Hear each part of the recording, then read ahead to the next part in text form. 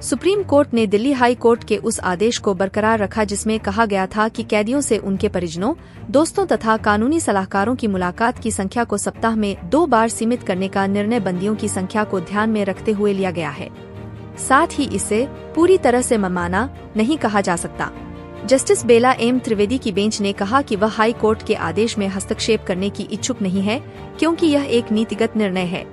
High court ने पिछले साल 16 फरवरी के अपने आदेश में कहा था कि जेलों में उपलब्ध सुविधाओं, कर्मचारियों की उपलब्धता और विचाराधीन कैदियों की संख्या पर सावधानी पूर्वक विचार करने के बाद यह निर्णय लिया गया है। इसने कहा था कि नीति संबंधी मामलों में अदालतें अपने निष्कर्ष को सरकार द्वारा निकाले गए निष्कर्ष से प्रतिस्थापित नहीं करती हैं, केवल इसलिए कि एक और दृष्टिकोण संभव है।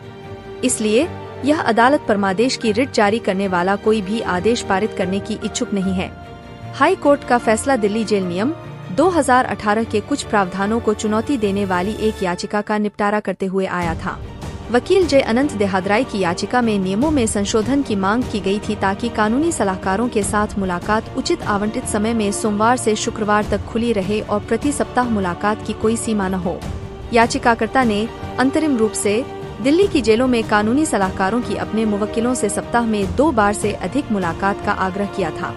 हाई कोर्ट ने कहा था कि कैदियों की संख्या के आधार पर सरकार ने परिवार के सदस्यों, रिश्तेदारों, दोस्तों और कानूनी सलाहकारों की कुल मुलाकातों की संख्या को सप्ताह में 2 बार सीमित करने का निर्णय लिया है और यह नहीं कहा जा सकता है कि उक्त निर्णय पूरी तरह से मनमाना है।